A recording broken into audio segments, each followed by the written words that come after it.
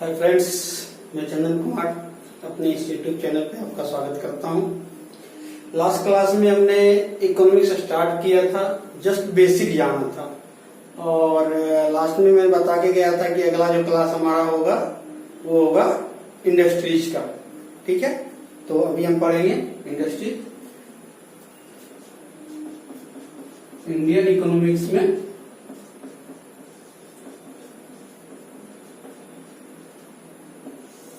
क्या पढ़ेंगे, इंडस्ट्रीज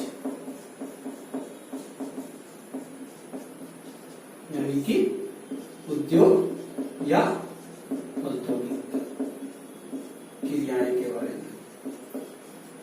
सबसे पहले हम ये जानते हैं कि औद्योगिक क्रियाएं किस क्षेत्र में आता है। आप लोगों ने क्षेत्र पढ़ा होगा, प्राथमिक क्षेत्र, द्वितीयक क्षेत्र, तृतीयक क्षेत्र, प्राइमरी, सेकेंडरी और टर्सरी। तो ये आता है सेकेंडरी में, इसको बोलते हैं द्वितीय क्षेत्र। ठीक है, तो अभी हमें यह जानना है कि द्वितीय क्षेत्र के अंतर्गत क्या क्या आता है और इसका हमारा जीडीपी में क्या योगदान है, हमारे देश में इसकी स्थिति क्या है, आईआईपी क्या होता है, कितने कोर सेक्टर क्या होता है। ठीक है, इसके बारे में एक एक करके पढ़ेंगे। सबसे पहले हम ये जानने की कोशिश करेंगे कि जो उद्योग है, द्वितीय क्षेत्र का जो उद्योग है उसके अंतर्गत क्या क्या आता है। यदि हम बात करें तो पहला है विनिर्माण,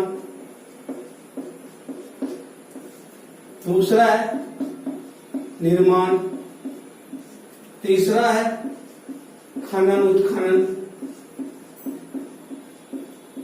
और चौथा है बिजली।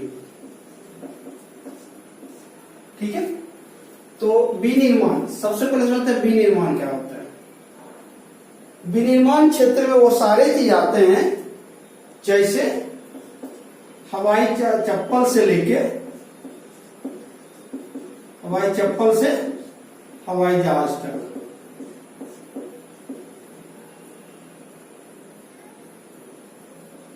हवाई जहाज तक जितनी भी चीज बनते हैं वो विनिर्माण में आता है। निर्माण, अभी बहुत लोग ये डाउट में होते हैं कि विनिर्माण और निर्माण में अंतर है क्या। जी हाँ, अंतर है। निर्माण होता है कंस्ट्रक्शन समझ रहे हैं आप लोग, बिल्डिंग वगैरह जो बनाते हैं वो निर्माण में आता है। खनन उत्खनन, अभी खनन अलग है, उत्खनन अलग है, जिसको माइनिंग एंड क्वायरिंग बोलते हैं इंग्लिश में। खनन वो होता है जिसका हम डायरेक्ट यूज करते हैं, निकला और यूज के लिए गया। उत्खनन वो होता है जैसे ओर्स, पहले इसका प्रोसेस होगा, प्रोसेस के बाद उसका कोई धातु और धातु जो भी है वो निकलेगा, वो कहलाएगा क्या, उत्खनन या फिर क्वेरीज। बिजली की बात करें तो बिजली तो पता ही है, विद्युत अच्छा होगा यदि हम यहाँ पे विद्युत लिखते हैं। इन तीनों फील्ड में यदि निर्माण को हटा दिया जाए तो ये और ये, इन तीनों की एक संस्था है जिसको बोला जाता है आईआईपी। ठीक है, जो इसको मॉनिटर करती है, जिसके बारे में इसकी चर्चा होती है। तो एग्जाम में क्या आता है, आईआईपी के अंतर्गत किस किस का आता है, आईआईपी संस्था किस किस को मतलब पब्लिश करके उसके बारे में बताती है। तो उसमें ये चारों ऑप्शन रहेगा, या उसमें बोले कौन किसका नहीं करता है, तो आपको निर्माण में देना है, नहीं करता है। ठीक है, या ये नहीं देगा, लास्ट ऑप्शन रहेगा सभी। तो आईपी क्या होता है, इंडेक्स ऑफ इंडस्ट्रियल प्रोडक्ट। ये आप याद कर लीजिए, ये एग्जाम में आता है, इंडेक्स ऑफ इंडस्ट्रियल प्रोडक्ट। अभी इसके बारे में थोड़ा सा पढ़ेंगे, मतलब नंबर 1, नंबर 2, नंबर 3, नंबर 4 यदि लिखते हैं तो इसमें जो इसका पब्लिश करेगा 1, 2 नहीं करेगा, 3 एंड 4, ये चारों के बारे में आईआईपी पब्लिश करता है, कौन कितना काम कर रहा है। ठीक है, प्रोडक्ट के आधार पे। अभी इसको आप लिखना चाहे लिख लिए। यदि हम उद्योग के क्षेत्र में इसके 100% वेटेज की बात करें तो इस फील्ड में सिर्फ विनिर्माण के क्षेत्र में 78% है इसका प्रोडक्शन, खनन उत्खनन का 14% है और विद्युत का 8% है। ठीक है, ये भी याद कर लीजिएगा, कभी कभी ये क्वेश्चन पूछता है। यदि 100% वेटेज है तो उसमें विनिर्माण की हिस्सेदारी कितनी है, खनन उत्खनन की हिस्सेदारी कितनी है और विद्युत की हिस्सेदारी कितनी है। ठीक है, तो उसके बाद देखिए, फिर हम आगे पढ़ते हैं आईपी के बारे में।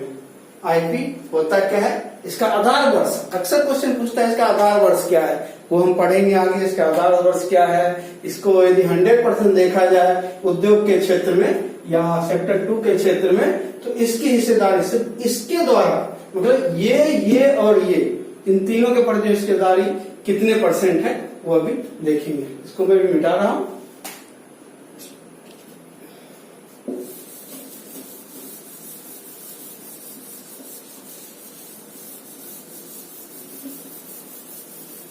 बहुत ही इंपॉर्टेंट चैप्टर है और इससे अक्सर क्वेश्चन आता है। मैं जब पिछले 3-4 साल का बीपीएससी का क्वेश्चन पेपर निकाला था तो उसमें आईआईपी के बारे में दिया था, इसलिए मैं इसका आगे मेंशन कर रहा हूं। अभी तो ये पता चल गया आपको आईआईपी होता क्या है।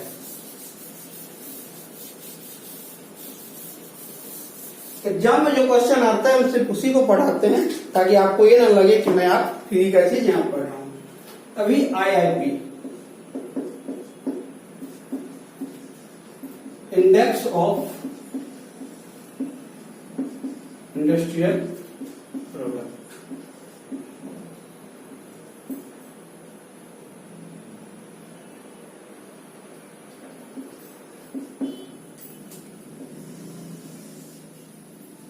ठीक है, इसका यदि आधार वर्ष पूछा जाता है, बेस ईयर, तो वो क्या है 2011 एंड 12। ठीक है, इसके बाद यदि इसकी भागीदारी की बात की जाए, सिर्फ इसकी भागीदारी की बात की जाए उद्योग के क्षेत्र में, तो आईआईपी का भागीदारी उद्योग क्षेत्र में कितना है 41%। और इसके अंतर्गत अभी जो है टोटल 8 कंपनी है जो आईआईपी के अंतर्गत आता है। इसमें क्वेश्चन ये आता है कि पहले नंबर पे कौन है या किसनी कंपनी है और इस कंपनी को कहा क्या जाता है। ये जो 8 कंपनी है इसको बोला जाता है एक कोर सेक्टर या फिर हिंदी में लिखेंगे 8 औद्योगिक कंपनी लिख सकते हैं। इसको एक सेक्टर बोला जाता है, कोर औद्योगिक कंपनी। ठीक है, कोर औद्योगिक कंपनी इसको बोला जाता है। इसमें जो कंपनियां आती है, अभी जो नंबर 1 पे है वो रिफाइनरी है, दूसरा बिजली है, एग्जाम में आता है। तीसरा जो है आपका उर्वरक है, चौथा कच्चा तेल है,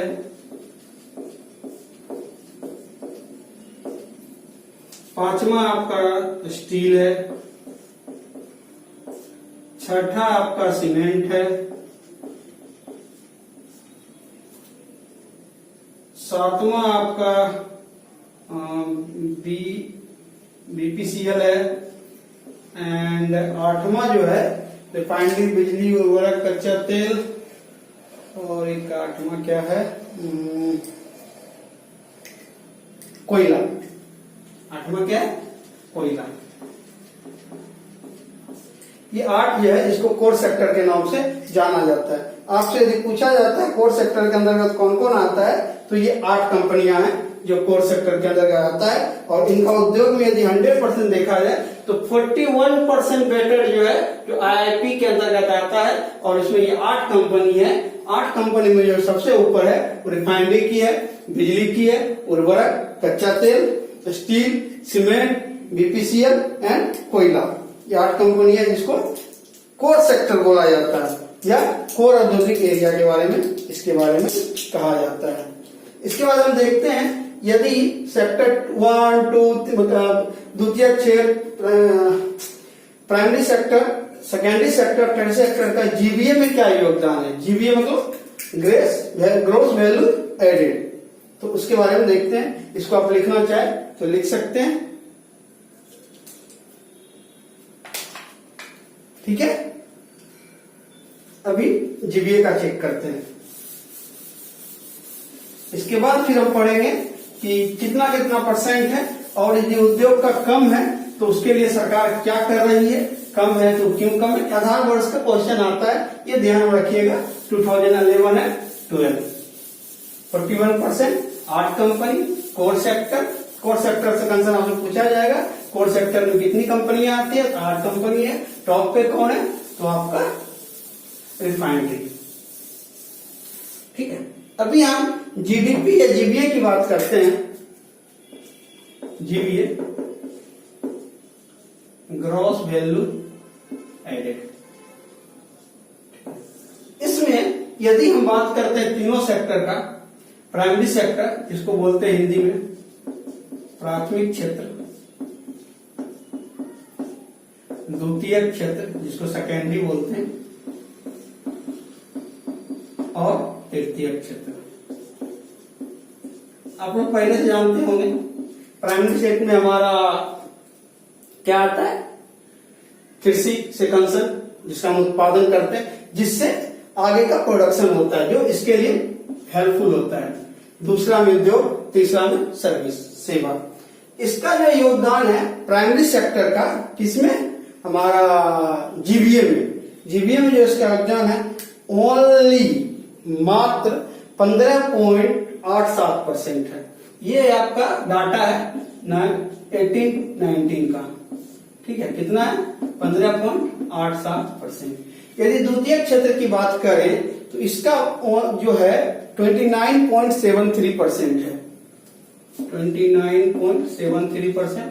और तृतीय क्षेत्र की बात करें तो 54.4।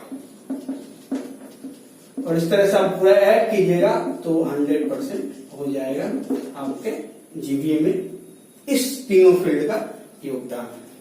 अभी क्वेश्चन ये है कि ये जो है कुछ कम नहीं लग रहा है, बहुत कम है, इसको बढ़ना चाहिए, क्योंकि जिस तरह से देश ग्रोथ कर रहा है उद्योग क्षेत्र ज्यादा होना चाहिए, ठीक है।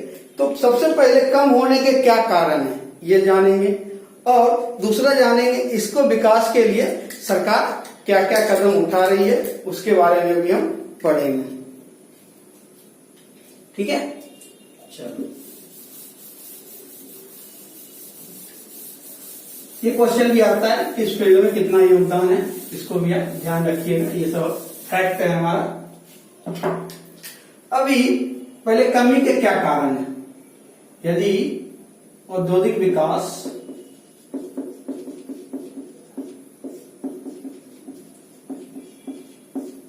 की गति कम है के कारण, इसके क्या क्या कारण है। सबसे पहले जो इंपॉर्टेंट रीजन होता है वो क्या होता है, पूंजी की कमी, मतलब औद्योगिक पूंजी का अभाव।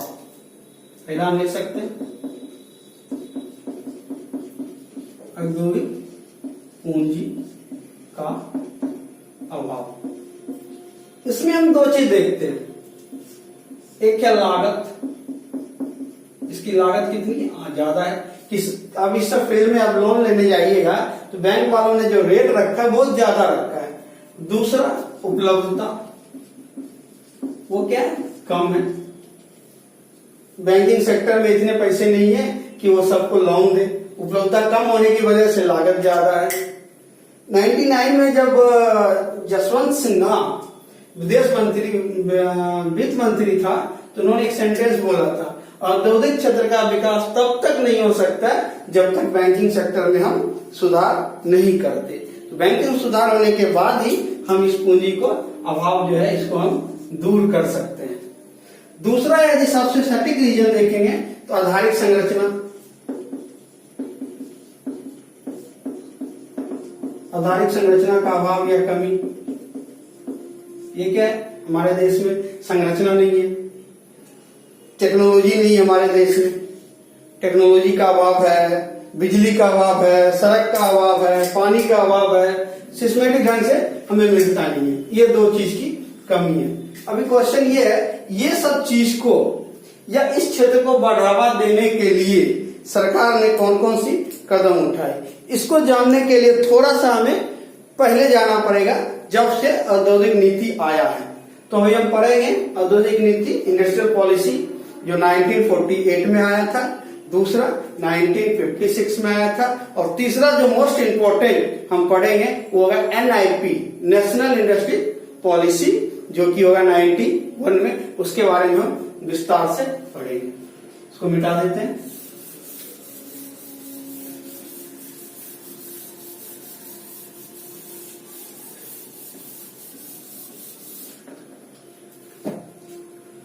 औद्योगिक विकास को बढ़ावा देने के लिए या औद्योगिक क्षेत्र को बढ़ावा देने के लिए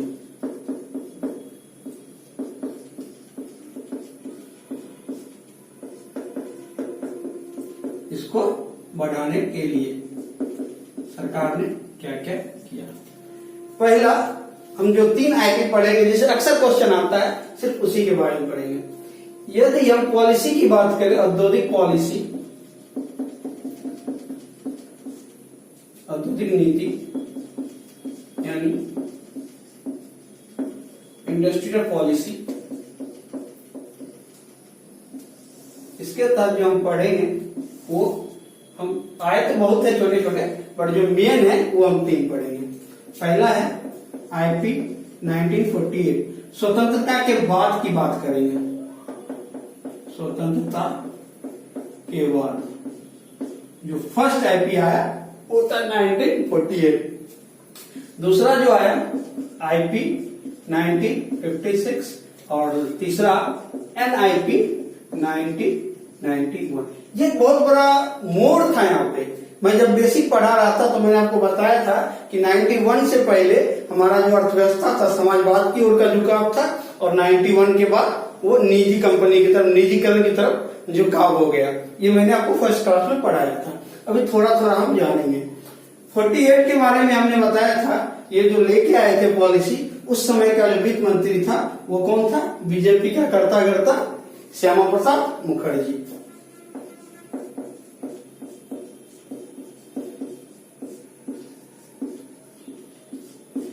ये वाला जो है, जब द्वितीय पंचवर्ष योजना आया था,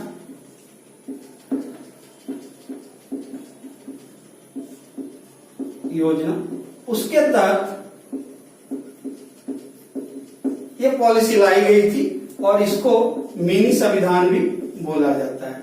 यदि आपसे पूछा जाए कि मिनी संविधान किस IP को बोला जाता है, तो IP 1956। ये उस समय लाया गया था जब भारत की स्थिति बहुत खराब हो गई थी, मतलब वित्तीय संकट का समय आ गया था, मंदी यानी रिसेशन की तरफ देश जा रही थी। उस समय, इस समय जो हमारा वित्त मंत्री था वो, उसको हम एक्स PM बोल सकते हैं, एक्स प्रधानमंत्री, एक्स वित्त मंत्री या एक्स RBI गवर्नर, तीनों रह चुके हैं। क्वेश्चन यदि आता है आपका कि कौन सा ऐसा व्यक्ति है जो PM भी रहा है, RBI का गवर्नर भी रहा है और वित्त मंत्री भी रहा है, तो यह माननीय Manmohan Singh, x PM, x FM and x RBI governor, इन्होंने लेके आया था। और ये बहुत बड़ा, मतलब पूरा चेंजेस था, समाजवाद से निजीवाद की तरफ झुकाव का एक चेंजेस था। अर्थव्यवस्था चेंज नहीं हुआ था, आज भी अर्थव्यवस्था हमारा मिश्रित ही है, बट हमारा झुकाव जो पहले समाजवाद की तरफ था वो आ गया अब निजीवाद की तरफ। यहीं से अभी हम ये ज्यादा कुछ नहीं, इन दोनों में हम कंपेयर करेंगे और देखेंगे क्या क्या हुआ, मेन चेंजेस। ठीक है, इसको मिटा के हम सेपरेट लिखते हैं, ये सब मिटा देते हैं और ऊपर से रेडी करते हैं। सिंपल सा, एकदम इजी है। मैं थोड़ा एक फार्मूला बताऊंगा सर, उससे आप समझेंगे IP समझना कितना इजी है।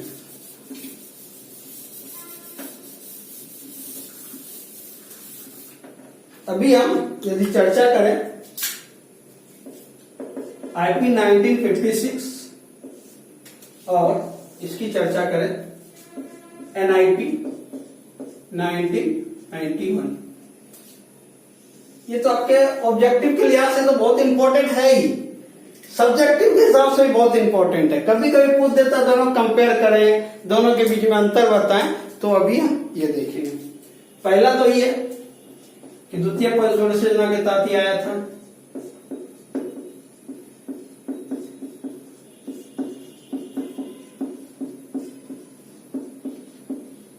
ठीक है, इसमें जो सबसे इसकी विशेषता की बात की जाए, इसको मिनी संविधान भी बोला जाता है आईपी का, इसको आप मिनी संविधान भी लिख सकते हैं, जो मैंने ऑलरेडी नीचे लिखाया था। इसकी यदि विशेषता की बात की जाए, इसको बोलते हैं PQL। PQL मीन्स क्या होता है? Permit, quota and licence.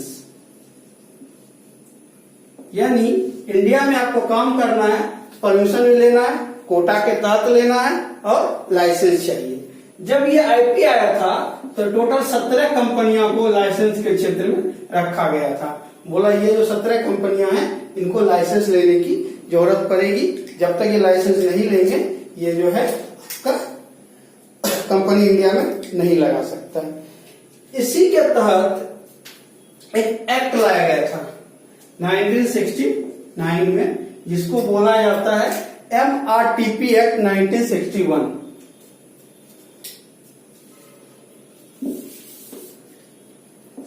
MRTP यानी कि मोनोपोली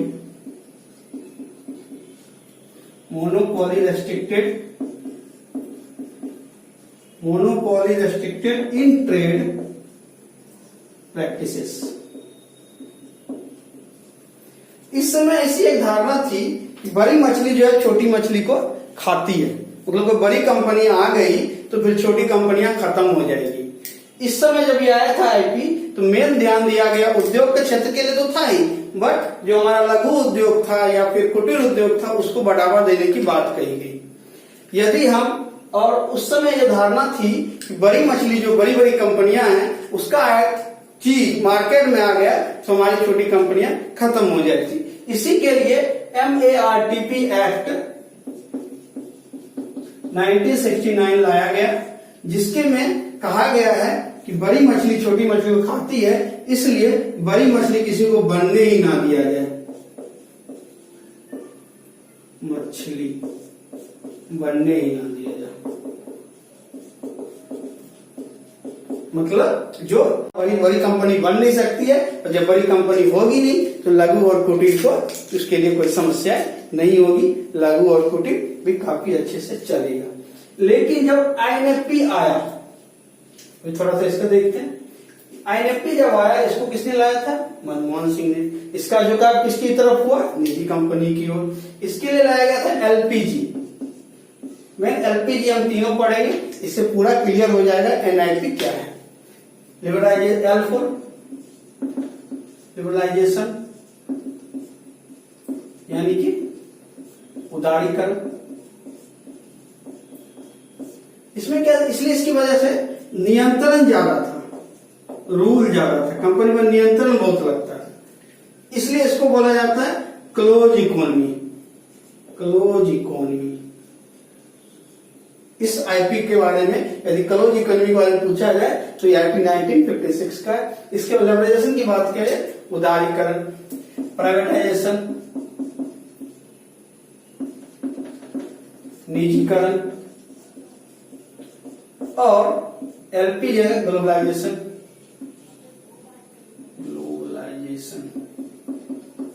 यानी कि वैश्वीकरण। इसके नाम से पता चल रहा है, लिबरलाइजेशन मतलब नियंत्रणों को समाप्त करना। क्या करना? जो उस पर नियंत्रण था, नियंत्रणों को समाप्त करना। इसमें क्या किया गया? जो हमारी लाइसेंस थी, 17 कंपनियों का लाइसेंस के लिए बोला गया था, उसको खत्म करके सिर्फ 4 कंपनी को लाइसेंस देने की बात की गई। सिर्फ 4 कंपनी होगी इसको लाइसेंस की जरूरत है। इसमें जो 4 कंपनियां थी, पहला था तंबाकू उत्पाद,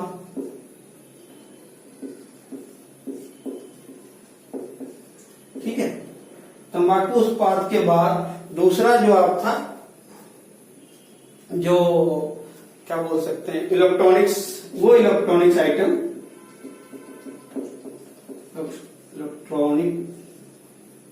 इलेक्ट्रॉनिक्स यानी कि एरोस्पेस के कंसर्न,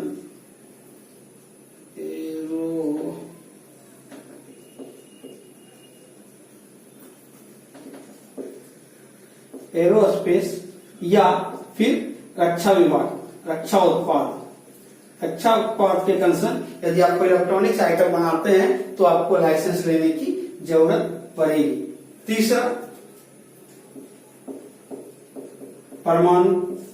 परमाणु ऊर्जा, इसके कारण यदि आप कुछ करते हैं तो आपको। चौथा औद्योगिक विस्फोट,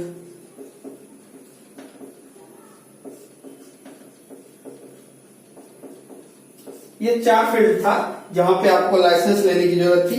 बाकी सबको लाइसेंस फ्री कर दिया गया, बोला इनको लाइसेंस लेने की जरूरत नहीं है, ठीक है। परमाणु ऊर्जा जगह, परमाणु ऊर्जा, फिर खतरनाक रासायनिक बोल सकते हो, खतरनाक रासायनिक, ठीक है। ये 4 फील्ड है जहां पे आपको लाइसेंस की जरूरत थी। बाकी यहाँ जो 17 था, यहाँ पे सिर्फ 4 कंपनी हो गई इसको लाइसेंस लेने की जरूरत थी। अभी हम पढ़ेंगे प्राइवेटाइजेशन। प्राइवेटाइजेशन में जो सबसे इंपॉर्टेंट पढ़ेंगे हम, प्राइवेटाइजेशन के लिए जब किया गया था तो सरकारी कंपनी के लिए सरकार ने क्या किया, या प्राइवेटाइजेशन जब किया तो किस किस कंपनी में प्राइवेटाइजेशन किया, किसको आरक्षित रखा सरकार ने, कितने फील्ड को आरक्षित रखा और वो फील्ड कौन कौन सा है। फिर हम पढ़ेंगे विनिवेश, विनिवेश क्या होता है, निजीकरण क्या होता है, ठीक है। इसके बारे में इसको आप देख लीजिए, फिर उसके बाद हम वो शुरू करेंगे। एक बार स्क्रीनशॉट चाहिए तो स्क्रीनशॉट ले सकते हैं, या फिर लिखना चाहे तो आप लोग लिख लीजिए जल्दी से।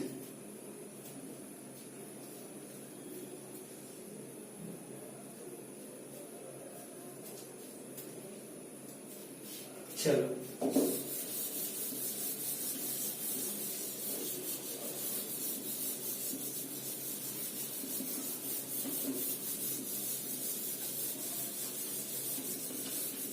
अभी इसमें एक चीज और किया गया था, MRTP जो था, जो रेस्ट्रिक्शन था, उसकी जगह उसको हटा के 2002 में एक एक्ट लाया जिसको बोलते हैं CCI act, competition commission of India act, जिसमें प्रतिस्पर्धा को बढ़ावा दिया गया। मतलब जितना बड़ा बनना है बनो, बट कंपटीशन के साथ। उसमें सरकार का मेन पॉलिसी क्या था, कंपटीशन होगा तो हर चीज सस्ता मिलेगा।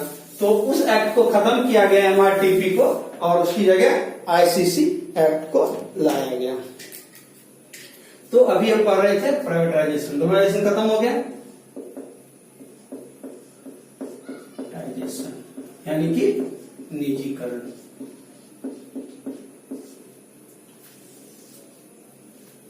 ठीक है, निजीकरण के लिए सरकार ने हर चीज को FDI के लिए खोला, एक्सेप्ट 2 चीज।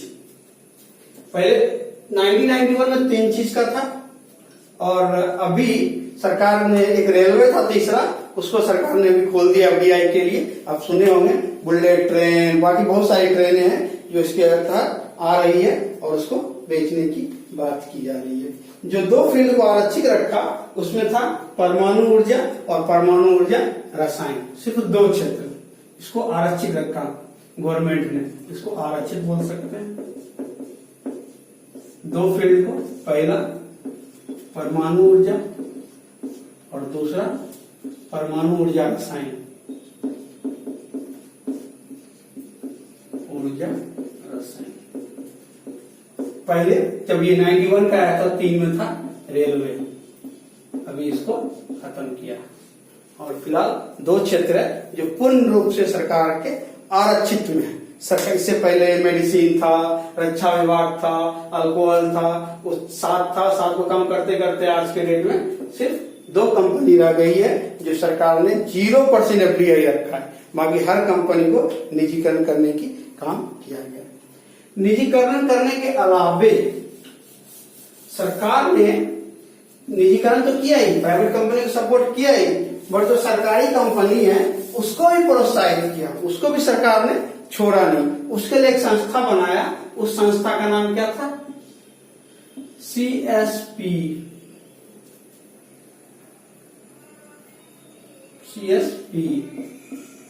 सेंट्रल प्राइवेट सेक्टर, सीपीएससी, इसको बोलते हैं सेंट्रल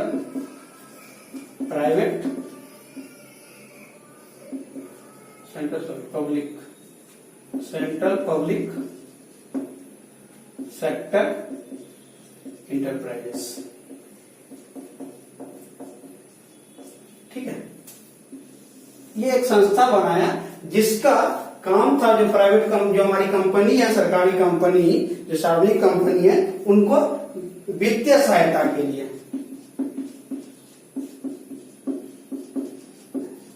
एक संस्था बनाया सीपीएससी। उसका काम क्या था? वित्तीय सहायता देना जो हमारी प्राइवेट कंपनी। इसके तहत उन्होंने सबसे पहला काम क्या किया? 1997 में कंपनी को डिवाइड किया। सबसे पहले कंपनी का नाम रखा मिनीरत्न, एक ग्रुप बनाया। दूसरा रखा नवरत्न। ठीक है, इसकी कब की गई, कब बनाया था? 1997 में। ठीक है, मिनीरत्न को भी दो भाग में बांटा। एक को रखा श्रेणी 1 जिसको ग्रेड 1 बोलते हैं, दूसरा रखा ग्रेड 2। मिनीरत्न में जो टोटल कंपनियां रखी गई 75, नवरत्न में जो कंपनी रखी गई 16, और एक 2006 में महारत्न आया, और इसमें जो कंपनियां रखी गई 8। ठीक है, तो ग्रेड 1, ग्रेड 2 इसको नॉर्मल रखा और इसको 8 कंपनी को नॉर्मल रखा। इसके बाद जो हुआ कहानी, ये 97 में और ये 2009। इसके तहत सरकार ने क्या कहा? बिना सरकार के परमिशन से आप कितने पैसे का इन्वेस्ट अपनी कंपनी में कर सकते हो, उसका एक लिमिटेशन दिया कि ये कंपनी इतने करोड़ तक का इन्वेस्टेशन कर सकता है।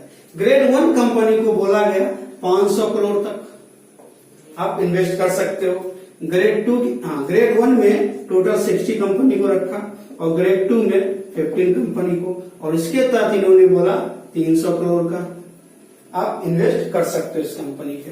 नवरत्न जो कंपनी था उसको बोला गया 1000 करोड़ और महारत्न को बोला गया 5000 करोड़। इतना पैसा इन्वेस्ट करने के लिए आपको सरकार से परमिशन लेने की जरूरत नहीं है। तो ये क्वेश्चन आता है, नवरत्न, महारत्न और मिनीरत्न, नवरत्न, महारत्न कितने का लिमिटेशन है और कितनी कंपनियां इसके अंतर्गत है, कब बना, ये 4 टाइप का क्वेश्चन आता है। ये क्वेश्चन भी आप ध्यान में रखिए और इसको चाहिए तो स्क्रीनशॉट ले लीजिए। इसके बाद हम पढ़ेंगे विनिवेश और निजीकरण। बिठा दें।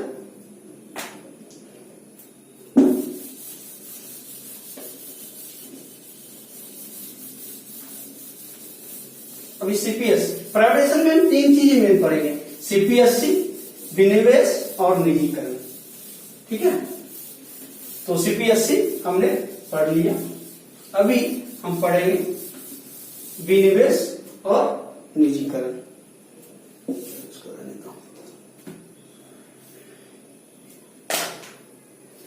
विनिवेश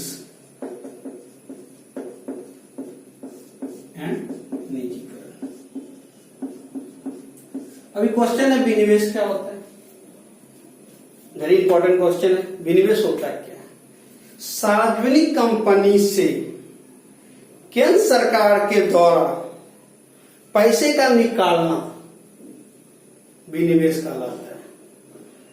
उसको कंपनी में जो हमारा निजी कंपनी है उसका शेयर को बढ़ाना, उसको बोलते हैं विनिवेश। किसको बोलते हैं? सार्वजनिक कंपनी से सार्वजनिक कंपनी जो है, कंपनी से केंद्र द्वारा पैसे को निकालने की प्रक्रिया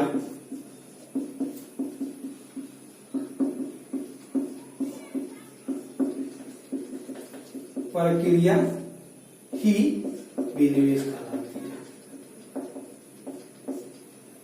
निवेश मतलब क्या होता है? निवेश कर, पैसा लगाना, और जब बिल लग गया तो पैसे को निकालना, डेट्स को विनिवेश। और निजीकरण की बात करें तो निजीकरण क्या है? निजीकरण वह अवस्था है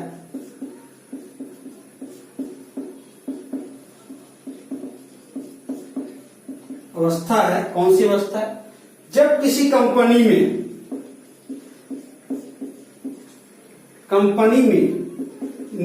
सरकार का शेयर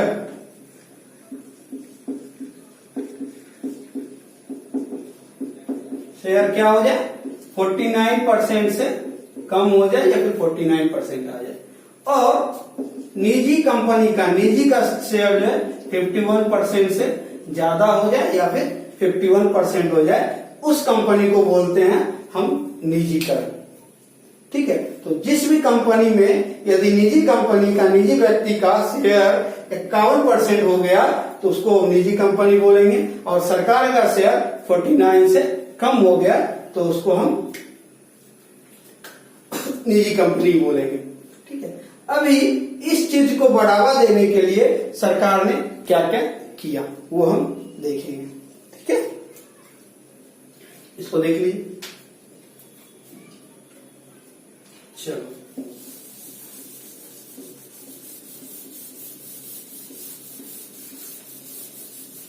ये समझ में आ गया निजी कंपनी क्या होती है, प्राइवेट कंपनी क्या होती है। विनिवेश के लिए जो हम 3 चीज पढ़ना था पढ़ लिए, और निजीकरण करने के लिए सरकार ने क्या क्या किया। अभी हाल फिलहाल यदि 17 की बात करें तो सरकार ने निजी कंपनी के तौर पे जो कदम उठाया है, निजीकरण करने की बात की है, उसमें पहला नाम आता है एयर इंडिया का। ठीक है, सरकार ने इनको निजीकरण करने की बात की। पहले इनका प्लान था कि इसका मैं 100% शेयर बेचूं, बट अभी तक इसका खरीदार नहीं मिला, तो सरकार ने भी ये प्लान बनाया है कि इसको जो है हम शेयर के पार्ट करके बेचेंगे, तो खरीदना चाहे तो खरीद सकता है। दूसरा जो है IDBI, इसको ऑलरेडी RBI का एक बैंक है, industrial development bank of India.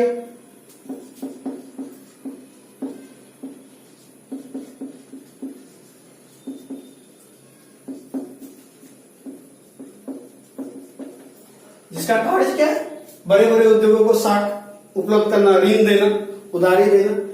Banking को भी सेक्टर कौन देखता है? आरबीआई से किसने खरीदा? सरकार ने, भारत सरकार ने, GOI ने, गवर्नमेंट ऑफ इंडिया ने। कब खरीदा? 2008 में। और आज के डेट में इस बैंक को व्यावसायिक काम करने के लिए व्यावसायिक बैंक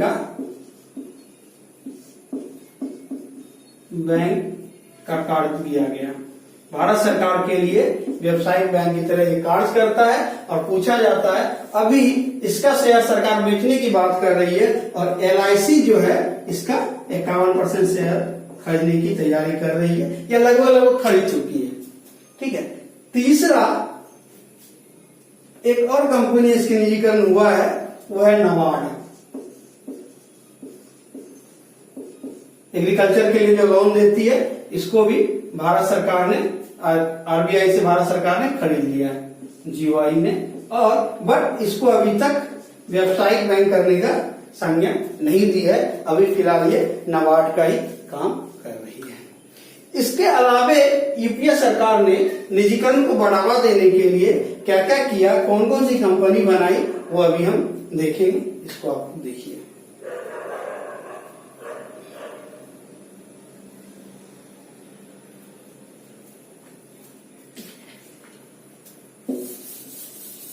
चलो नेक्स्ट क्वेश्चन ये भी आता है कि जो ये शेयर बेचते हैं, जो कंपनी को शेयर बेचते हैं, कहां बेचते हैं, उसको क्या कहा जाता है? तो जहां पे इसको बेचा जाता है उसको बोलते हैं ETF। यानी कि एक्सचेंज ट्रेडेड फंड, ठीक है, जिसके तहत इसकी बिक्री होती है, जहां हम विनिवेश करते हैं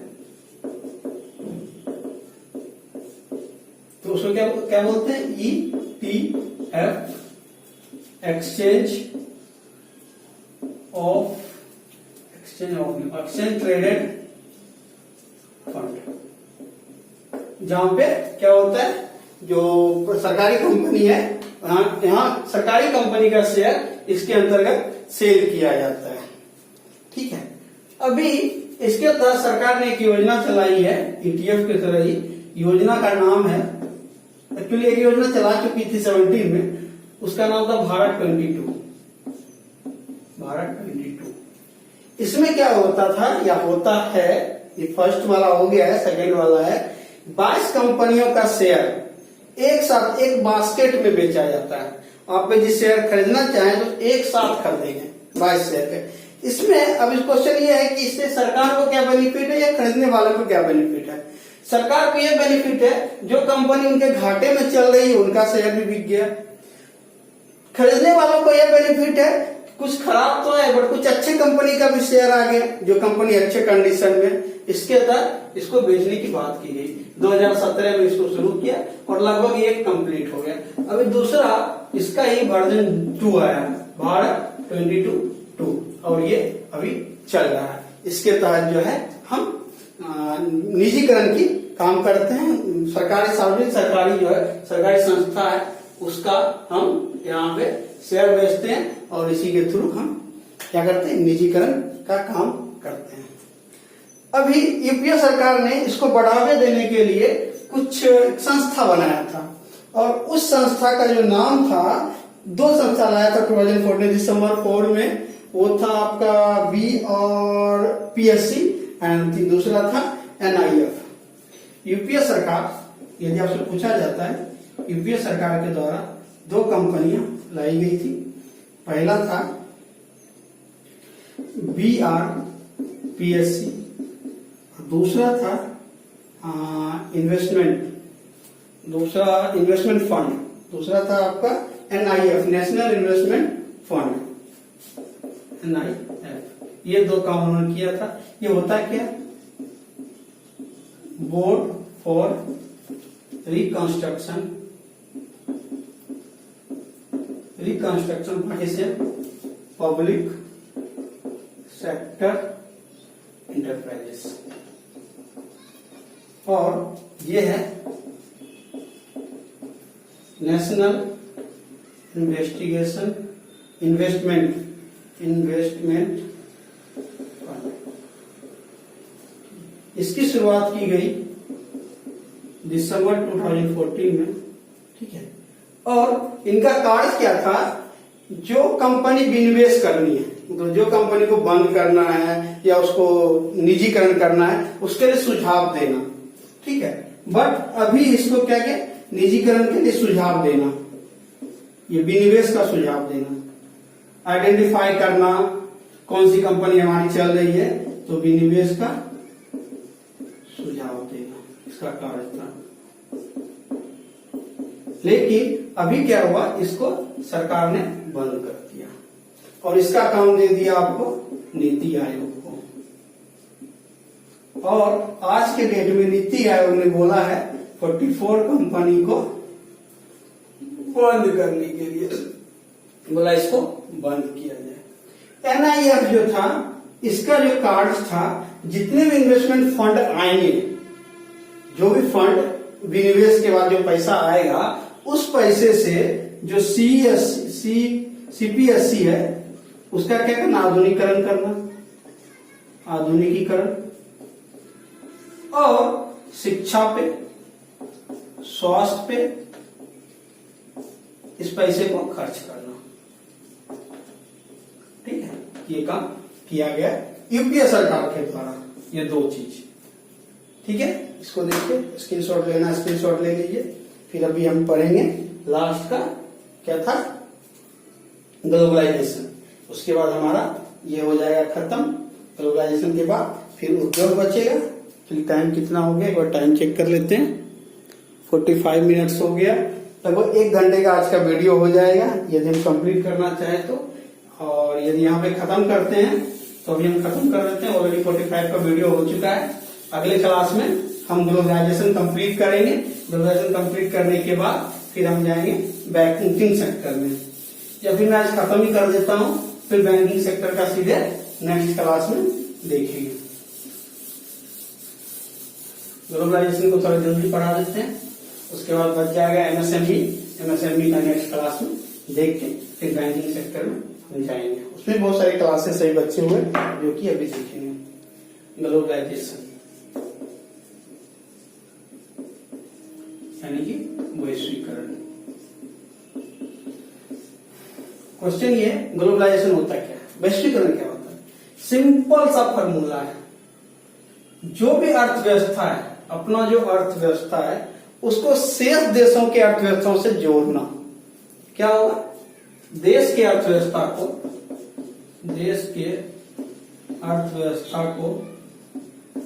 शेष देश के अर्थव्यवस्था से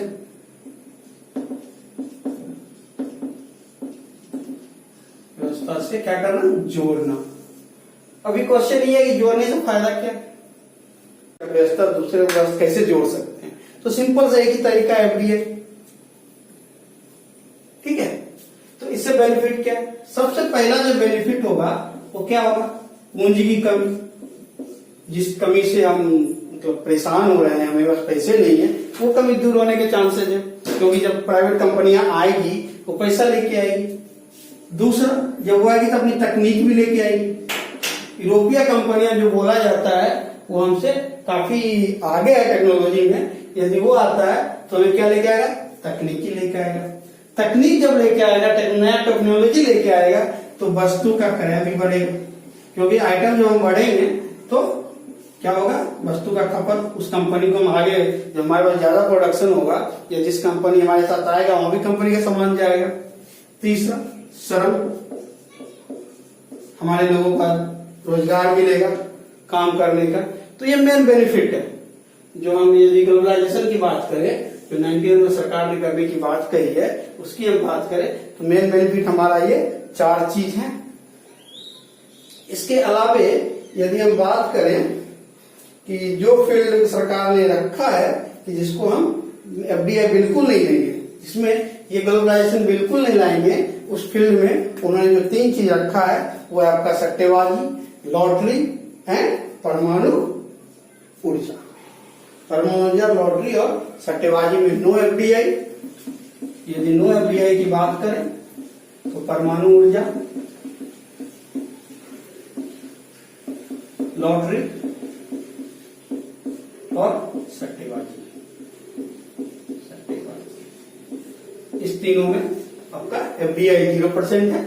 बाकी एफडीआई का जो है हम जब आपको एक्चुअली मैंने ये वीडियो डाल के रखा है एफडीआई स्पेशल करके, उसमें हमने पूरा चर्चा किया है कि इसमें कितना एफडीआई, इस कंपनी में कितना एफडीआई नहीं है। यदि आपको पता नहीं है तो आप उस वीडियो को जाके देखिए। ये देख चुके हैं तो अच्छी बात है, नहीं देखे हैं तो प्लीज एक बार इस चैनल पे जाइए और देखिए, वहां आपको ये सारा चीज मिलेगा।